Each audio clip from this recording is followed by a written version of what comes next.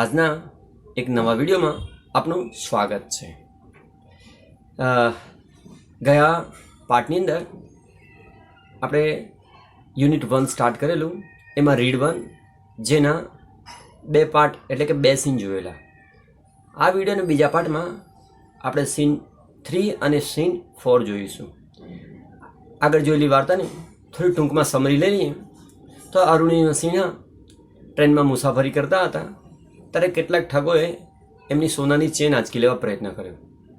વળતા પ્રતિકાર સ્વરૂપે એમને ફાઇટ કરી તો એ ઠગોએ ઉચકીને ચાલુ ટ્રેનને ફેંકી દીધા।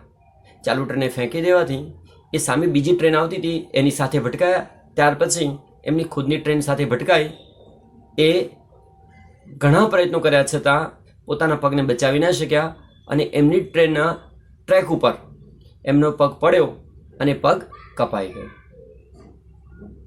છેવટે એમને દિલ્હી એમ્સમાં દાખલ કરવામાં આવ્યા। ત્યાં સરકારે એમનો બધો જ ખર્ચ ભોગવ્યો અને લોકોએ સપોર્ટ પણ કર્યો, કેન્ડલ માર્ચ પણ નીકાળ્યા। એક વખત એમ્સમાં દાખલ હતા ત્યારે એમના જીજાજી બનેવીએ કહ્યું કે એવરેજ ચઢવું છે। ત્યારે અરુણિમાએ થોડું વિચાર્યું અને પછી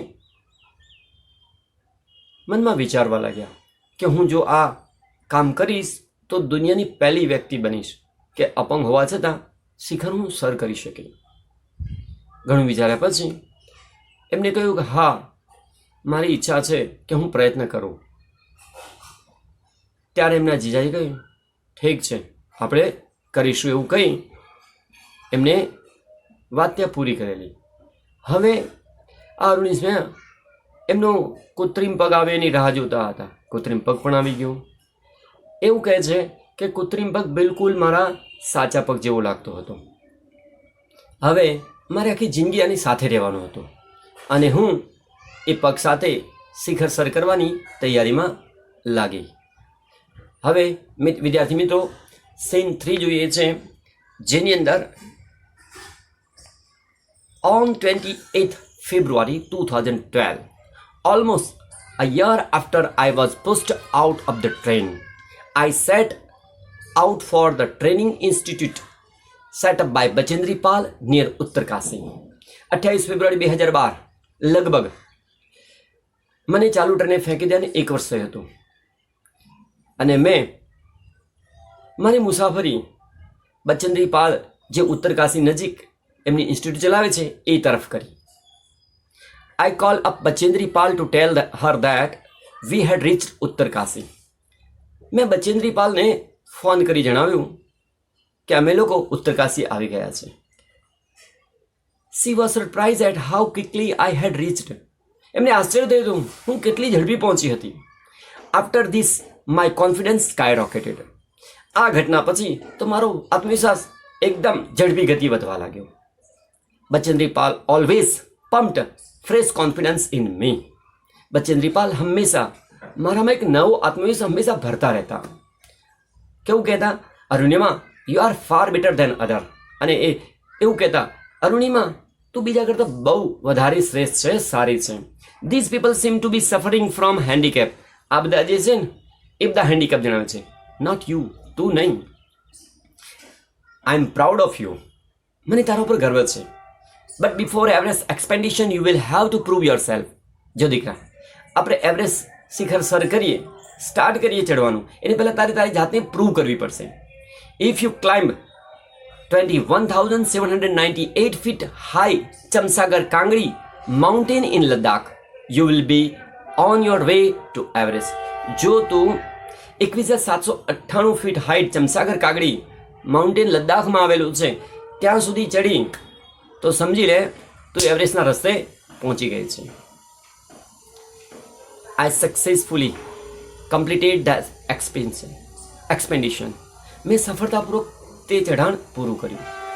By the time we reached the base camp situated at 18,000 feet, 16 of 19 members of the team had retired. શું કહે છે કે 18,000 ફીટ ઊંચાઈ પર જે એમનો કેમ્પ આવેલો છે ત્યાં સુધી પહોંચતા 19 સભ્યો હતા, એમાંથી 16 સભ્યો તો રિટાયર્ડ થઈ ગયા. Bachendri Pal greeted me at the base camp. મેરી શેરની. બચેન્દ્રી પાલ મારું સ્વાગત કરેલું બેઝ કેમ્પની અંદર. કયા શબ્દોથી? મેરી શેરની, એવા શબ્દો બોલી. She said and took me in her warm embrace. હા, મેરી શેરની ગઈ, એમને હૂંફાળા આલિંગનથી ભેટી પડ્યા. In the evening Bachendri Pal announce that. સાંજે બચેન્દ્રી પાલે ડિક્લેર કર્યું દેટ કે I was finally ready for Everest. She also assured me that she would talk to officials at Tata Steel for sponsoring my Everest dream. એમને એવી declare કર્યું કે હવે તું ફાઇનલ ચઢાણ માટે નક્કી કરેલ છે, તને પ્રૂવ કરેલ છે, અને મને એ પણ ખાતરી આપી કે તારા ચઢવાનો બધો જ ખર્ચ ટાટા સ્ટીલ સ્પોન્સર કરવાનું છે. Scene 4. I arrived at Everest Base Camp on 11th April 2013.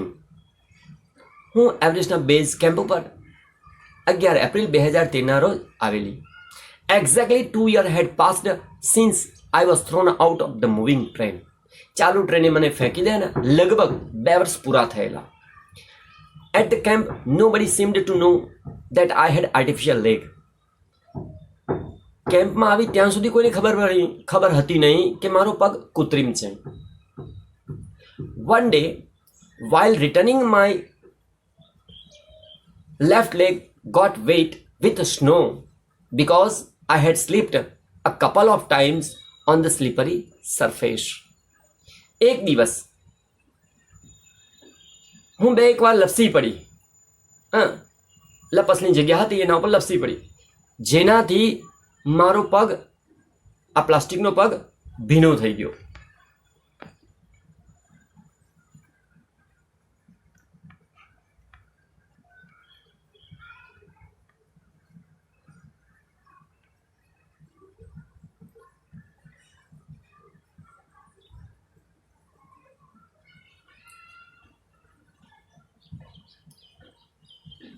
Next morning, I left the artificial leg out the sun to dry. At the time, some foreigner realized that I had only one leg. After that, my TRP showed. મારો કૃત્રિમ પગ પલળી ગયો હતો, તેથી મેં તડકે સૂકવવા મૂક્યો. એ વખતે કેટલાક ફોરેનરે જોયું અને એમને અહેસાસ થયો કે મારે તો એક જ પગ છે, અને ત્યાર પછી હું લોકોની ચહીતી બની ગઈ અને મારો TRP રેશિયો વધી ગયો. ટેલિવિઝન રેટિંગ પોઈન્ટ, જેમાં કોઈ પણ ટીવી પ્રોગ્રામ ચેનલ પર આવતો હોય એનો દર્શક વર્ગ કેટલો છે એ નક્કી કરતો એક માળખું છે જેને TRP તરીકે જણાવવામાં આવે છે. જે પ્રોગ્રામનું TRP વધારે હોય એને જાહેરાત પણ વધુ મળતી હોય છે. આવું કોમર્સની ભાષામાં સમજી શકાય. In my final expedition to Sagarmatha, head of the sea, the local name for the peak of Everest, Nima-Kancha, was my mountaineering guide. મારા છેવટના ચઢાણ, જેને લોકલ ભાષામાં સાગરમાથા કહે છે, ઇંગ્લિશમાં કહે તો હેડ ઓફ ધ સી કહેવાય, એ ચઢાણ માટે મારી જોડે એક ગાઈડ હતા જેનું નામ હતું Nima Kancha. He was nice and helpful Nepali man who use to scold me at time when upset. એ બહુ સારા માણસ હતા, મદદ કરતા પણ હતા. એ નેપાલી હતા. જ્યારે જ્યારે હું કોઈ પણ સમયે મુશ્કેલી અનુભવું, જ્યારે વ્યાકુળ થાવ, તે મને ધમકાવતા પણ હતા. વિદ્યાર્થી મિત્રો, એટલું યાદ રાખવાનું, તમારા ભણતરની બાબતમાં, તમારા વ્યક્તિત્વની બાબતમાં, તમારા વ્યક્તિત્વના ઘડતરની બાબતમાં જે વ્યક્તિ સૌથી વધારે તમને ટોકતું હોય, જે વ્યક્તિ સૌથી વધારે તમારામાં સુધારો ઈચ્છતું હોય એ વ્યક્તિ હંમેશા તમારા માટે સારી છે એવું માની લે, એવું માનવું જ. એ જ વ્યક્તિ તમારા જીવનના શ્રેષ્ઠ સમયે તમને યાદ આવશે. તમારી જોડે રહેલા મિત્રો, સગા સંબંધી, કુટુંબના સભ્યો જે તમારી દરેક ડિમાન્ડ પૂરી કરતા હોય, તમારી સારી ખોટી તમામ વાતો માની લેતા હોય, એ તમારા ગ્રોથમાં કોઈ સારો વિકાસ હાથ નહીં આપી શકે. તમારી જે ટીકા કરતા હશે, જે તમને ઝંઝોળી દેતા હશે, એ જ વ્યક્તિઓ તમારા પ્રોગ્રેસમાં કારણભૂત બનશે. એટલે હંમેશા એવા વ્યક્તિઓની વાતો માનતા રહેવું. The last track of the peak of Everest began. છેવટે એવરેસ્ટનું છેલ્લું ચઢાણ શરૂ થયું. It was very dangerous narrow path. એ બહુ ખતરનાક સાંકડો રસ્તો હતો. I slip and fell once. એકવાર હું લપસીને પડી. Even my oxygen was running out. અને મારો ઓક્સિજન પણ ખલાસ રહ્યો હતો. I was struggling with my paining leg. મારા દુખતા પગ સાથે હું સ્ટ્રગલ કરી હતી, ફાઇટ કરી હતી, સંઘર્ષ કરી હતી. My Sherpa said I must quit but I knew that there was no going back. મારો શેરપા મને કહેતો હતો કે મારે ચઢાણ છોડી દેવું જોઈએ, પણ હું જાણતી હતી કે પાછા જવાની જગ્યા નથી. I pushed forward though my Sherpa kept insisting that I should return. મારો શેરપા મને આગ્રહપૂર્વક કહેતો પાછી વળી જા, છતાં મેં મારી જાતને આગળ ધક્કો મારે જ રાખ્યો. I have enough oxygen to reach the summit and હોઇસ્ટ the countries flag. મારી પાસે પૂરતો ઓક્સિજન હતો અને મારા દેશનો રાષ્ટ્રધ્વજ ફરકાવવાની ત્રિવડ પણ હતી. What happen afterward doesn't matter any more. તમારી સાથે શું થાય છે કોઈ મહત્વ નથી જ્યારે જજ્બાત પરફેક્ટ હોય. I told Nima Kancha firmly. મેં નીમા કાંચાને દૃઢતાપૂર્વક કહ્યું, remember none can defeat you until you concede. Concede એટલે શરણે થવું. તમે કોઈ વ્યક્તિ, કોઈ વસ્તુને શરણે ના થઈ જાઓ ત્યાં સુધી દુનિયાની કોઈ તાકાત તમને હરાવી શકતી નથી. Yes, occasional failure will test you but keep trying, keep trying. હા, પ્રસંગોપાત તમે નિષ્ફળ જઈ શકો છો, પણ પ્રયત્નો ચાલુ રાખો. Some doors of opportunity will certainly open. કેટલાક તકના દરવાજા ખુલવાની તૈયારીમાં હોય છે તમારા માટે. Then I could see him following me. પછી મેં જોયું એ બિલકુલ મારી પાછળ ફોલો કરતા રહેતા, મીન્સ આવતા રહેતા. Even as I continue two drag my self to the top. ત્યાં સુધી કે હું મારી જાતને ટોપ ઉપર લઈ જવા માટે ઘસડાતી હતી, કારણ કે પગ પલળી ગયો હતો, કામ આપતો નહોતો, એક પગે ચાલવાનું હતું. The drag walk drag continue till finally happened. ઢસડાવું, ચાલવું, ઢસડાવવાનું ત્યાં સુધી ચાલુ રાખ્યું જ્યાં સુધી હું ટોપ ઉપર ના પહોંચું.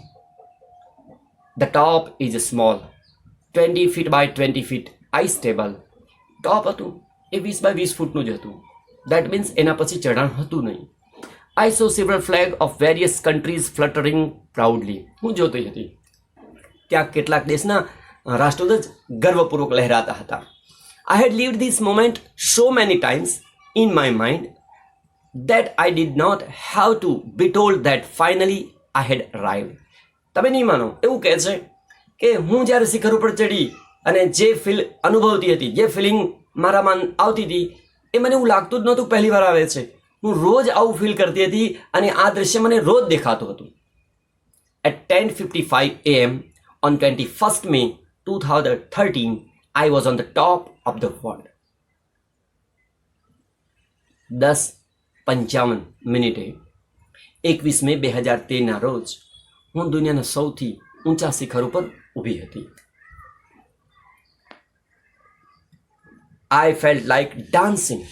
મને નાચવાની ઈચ્છા થઈ, ક્રાઇંગ, રડવાની ઈચ્છા થઈ, and laughing at the same time. એ જ સમયે હસવાની ઈચ્છા થઈ.